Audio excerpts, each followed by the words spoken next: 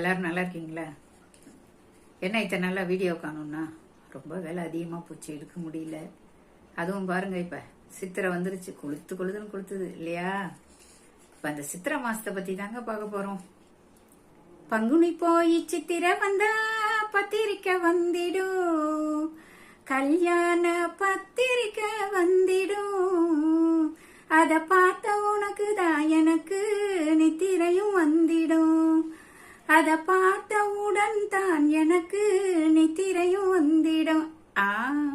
பங்குனி போய் சித்திரை வந்தா பத்திரிக்கை வந்திடும். எப்படிங்க? நம்ம சினிமா பாடல் தான். சித்திரை மாசம் நல்ல விஷயங்கள்லாம் நடக்கும், எல்லாருக்கும் நடக்கணுங்க. சித்திரை மாசத்துக்கு என்ன விசேஷம்? முதல்ல நம்ம தமிழ் புத்தாண்டை கொண்டாடுறோம் இல்லைங்களா? அதுக்கப்புறம் என்ன பண்றோம்? வெயில், அக்னி நட்சத்திரம் எல்லாம் உருவாகும், பார்த்துக்கோங்க ஒரு கையத. அதுக்கப்புறம் பாத்தீங்கன்னா மதுரையில விசேஷங்க. எல்லாம் மதுரை சொந்த ஊரா இருக்கிறவங்க ஓடியே போயிடுவாங்க. இப்ப அங்க போனீங்கன்னா அழகா கள்ளழகர் வைகையில இறங்குவாரு. அந்த காட்சியும் மீனாட்சி அம்மனுக்கு அழகா திருக்கல்யாணம் நடக்கும். இதையும் பாத்தீங்கன்னா நானும் ஒரு தரம் போயிருக்கேன் போன வருஷத்துக்குள்ள. அந்த திருக்கல்யாணத்துக்கு எல்லாரும் தாலிச்சரட்டை எடுத்துன்னு அந்த கல்யாணம் நடக்கிற நேரத்துல, அம்மன் தாலி கட்டுற நேரத்துல இவங்களும் உட்காந்து கட்டிப்பாங்கங்க. எல்லாம் சாரையா ஒரே கூட்டம் தான். நம்ம கபாலீஸ்வரர் மயிலாப்பூர் திருவிழா மாதிரி அவ்வளோ அடிக்கிற வெயில்ல விட மாட்டாங்க எல்லாரும் கள்ளழகர் திருவிழாவை. சென்னையில இருக்கிற மதுரைக்காரங்களும் அங்கதாங்க இருப்பாங்க.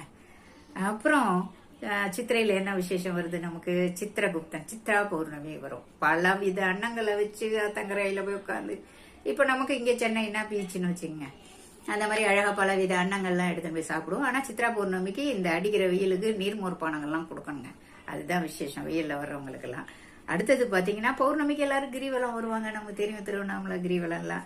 அதுக்கப்புறம் நம்ம எல்லாருக்கும் பிடிச்ச, பெண்களுக்கு பிடிச்ச அட்சய திதி வருதுங்க. இந்த அட்சய திருதியை பாத்தீங்கன்னாக்க என்ன செய்வோம் எல்லாரும்?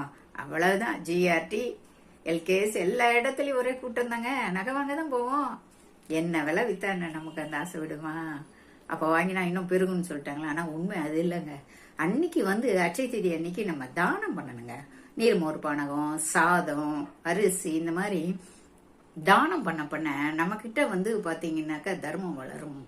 அந்த மாதிரி நல்ல நிகழ்வுகள்லாம் செய்யலாம். நல்ல நிகழ்வுகள் செய்யறதுக்கு தான் அந்த அட்சய திதிங்க. ஆனா நகையும் வாங்கிக்கலாம், ஒன்றும் தப்பு இல்லை. அதுக்கப்புறம் நம்ம தான் சொல்றோமே விஷு பண்டிகை, அதுவும் வருது இல்லையா? ஜமாச்சு இல்லாமா?